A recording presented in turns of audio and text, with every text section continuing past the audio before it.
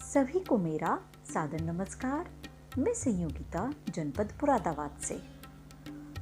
हमारे देश के महान वैज्ञानिक और हम सभी के आदर्श डॉक्टर एपीजे अब्दुल कलाम साहब ने कहा है कि सपने सच हों इसके लिए ज़रूरी है सपने देखना।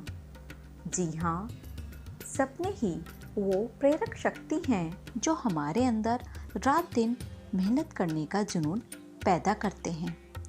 लेकिन जब हम सरकारी विद्यालयों में शिक्षा प्राप्त कर रहे बच्चों को देखते हैं तो अक्सर हमें एहसास होता है इनकी आँखों में एक कमी का, और वह कमी है सपनों की। इसी कमी को दूर कर इस मासूम बचपन को सपनों की सुनहरी दुनिया से जोड़ने के उद्देश्य से हम आरंभ कर रहे हैं प्रेरक कहानियों की एक श्रृंखला, आओ बुने सपने। आओ बुने सपने ये कहानियाँ हैं ऐसे प्रेरक व्यक्तित्व की जिन्होंने बहुत कम संसाधनों के रहते अपनी शिक्षा प्राप्त की, लेकिन उनकी आँखों में सुनहरे ख्वाब बसे थे और इन्हीं ख्वाबों को साकार करते हुए इन्होंने समाज में एक सम्मानित स्थान भी प्राप्त किया। आज की इस श्रृंखला की पहली कहानी आपको सुनाने जा रहे हैं जनपद बिजनौर से डॉक्टर वीर सिंह जी।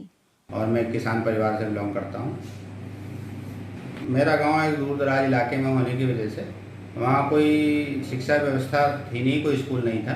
तो मेरी प्राइमरी शिक्षा मेरी नंसाल गांव लालवाला कोटद्वार के पास एक आदिवासी क्षेत्र में स्थित है। वहाँ आदिवासी क्षेत्र होने की वजह से सरकारी स्कूल की व्यवस्था थी, तो मेरा प्राइमरी एडमिशन वहीं कराया गया प्राइमरी स्कूल में। वहाँ के मुख्य अध्यापक उस समय से रामस्वरूप सिंह हुआ करते थे, जो बहुत ही सख्त थे अनुशासन में, और पढ़ाई में भी पूरा बच्चों पर पूरा फोकस करते थे। खेलों में भी पूरा फोकस करते थे। टीचर लोग खुद भी खिलाते थे बच्चों को, बहुत गेम खिलवाते थे। और 5वीं क्लास में हम पहुँचे। 5वीं क्लास में उस समय बोर्ड परीक्षा होती थी, जिसके सेंटर दूसरे स्कूलों में हुआ करते थे। हमारा सेंटर भी उस समय वहाँ से 6-7 किलोमीटर दूर एक कोट कादर गांव में प्राइमरी स्कूल में गया। वहाँ भी रहने की कोई हॉस्टल या कोई ऐसी सुविधा तो होती नहीं थी, तो हमारे टीचर हमें लेके गए। उन्हीं के सहयोग से वहाँ खाने रहने की व्यवस्था हुई। तो हम लोग बच्चे सब मिल के सहयोग करते थे, खाना बनाते थे स्कूल में, और स्कूल में ही हम लोग सोया करते थे। परीक्षा हुई। परीक्षा में दूसरे लोग टीचर सख्ती रखते थे, बच्चे कहीं चीटिंग ना करें, कोई ना करें। तो खैर अच्छे से परीक्षा किया। परीक्षा करने के बाद 5-7 दिन बाद घर लौटे। 6-7 दिन बाद बड़े खुश थे, बड़े उत्साह के साथ घर आए। घर वालों ने भी बहुत अच्छा हमारा स्वागत किया। उसके बाद क्योंकि वो बहुत ही दूर दराज का इलाका था, तो आगे कोई सुविधा थी नहीं पढ़ाई की, तो 6ठी क्लास में आचार्य RN केला इंटर कॉलेज नजीबाद में हमारे पिताजी ने हमारा एडमिशन कराया। वहाँ हमारी देखभाल, हमारे खाने पीने की व्यवस्था के लिए कमरा किराए पर लिया, और हमारी नानी हमारे साथ रहती थी, उन्होंने हमारी देखभाल किया। वहाँ से हमने 10वीं क्लास पास किया, लेकिन हम साइंस बायोलॉजी लेना चाहते थे, जिसकी सुविधा वहाँ नहीं थी आगे। तो मैंने 11वीं क्लास में साइंस बायोलॉजी में मूर्ति देवी सरस्वती इंटर कॉलेज नजीबाद में एडमिशन लिया। डिसिप्लिन स्कूल था, वहाँ से हमने इंटर किया। इंटर करके मुझे कोचिंग करना था मेडिकल के लिए, लेकिन हमारे ज़िले में कोई सुविधा नहीं थी उस टाइम। तो मैं मेरठ गया, वहाँ मेरठ मेडिकल कॉलेज में BSc में एडमिशन लिया, और वहीं हॉस्टल में मैं रहता था, साथ में कोचिंग करता था मेडिकल की। 2 साल कोचिंग करके मुझे PMT में मेरा सिलेक्शन हुआ, और सिलेक्शन होकर मैंने मेरठ मेडिकल उस दरभंगा यूनिवर्सिटी में BAMS में एडमिशन लिया। वहाँ से BAMS कंप्लीट करने के बाद मैं फिर प्रैक्टिकल वर्क के लिए मेरठ आया, और मेरठ सर्विस हॉस्पिटल पल्लवपुरम में मैं प्रैक्टिस करने लगा। मैंने वहाँ 4-5 साल काम किया।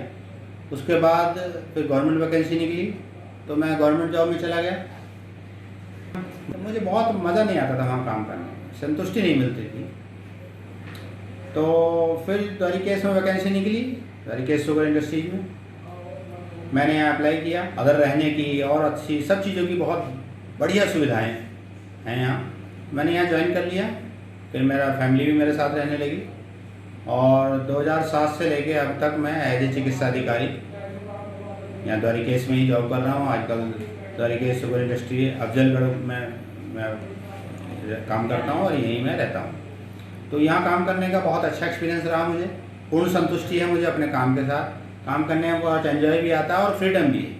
हमें हर तरीके से हम अपने मरीज को अपने तरीके से हम ट्रीट कर सकते हैं। मैं अपने जीवन में अपने उपलब्धियों से, अपने आप से मैं बहुत संतुष्ट हूँ। बहुत अच्छा है। और मेरे साथ के प्राइमरी स्कूल के पढ़े हुए बहुत ऐसे लड़के हैं जो आज सिविल जॉब में हैं, सिविल एडमिनिस्ट्रेशन में हैं, कुछ डिफेंस में हैं, कुछ एयरफोर्स में हैं। बहुत अच्छी अच्छी पोस्ट पे लोग काम कर रहे हैं। तो हमारा अपना एक्सपीरियंस तो यही है कि प्राइमरी स्कूलों में बहुत अच्छी पढ़ाई होती है, बहुत अच्छी व्यवस्था है। उस समय तो बहुत कम व्यवस्था थी, लेकिन अब तो गवर्नमेंट ने बहुत सुविधाएं बना दी।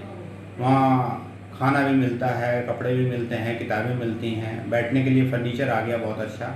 हमारे टाइम में तो टाट पे बैठते थे हम लोग, पट्टों को। तो मेरा कहना यही है कि स्कूल बहुत अच्छे हैं, सरकारी सुविधाएं बहुत अच्छी हैं, टीचर बहुत योग्य हैं। इतने योग्य टीचर बहुत कम मिलते हैं। तो लेकिन थोड़ा अभिभावकों को भी फोकस करने की ज़रूरत है। अब सरकारी स्कूल में जो बच्चे जाते हैं उनके अभिभावक फोकस नहीं करते। थोड़ा अभिभावक भी अपने बच्चे को ध्यान दें कि मेरा बच्चा इस डेली स्कूल जा रहा है, नहीं जा रहा है, क्या परफॉर्मेंस है, टीचर से मिले। तो मैं समझता हूँ कि वहाँ पढ़ के बच्चे बहुत आगे जा सकते हैं। बहुत अच्छा माहौल है। और मैं सभी अभिभावकों से यही कहूँगा, यही उन्हें है वो दूँगा सलाह कि वो अपने सरकारी स्कूलों में अपने बच्चों का नामांकन कराएं, वहाँ से पढ़ाएं। आपका खर्चा भी नहीं होगा और पढ़ाई भी अच्छी मिलेगी बच्चे को। मैं सभी बच्चों के उज्जवल भविष्य की कामना करता हूँ। धन्यवाद। नमस्कार।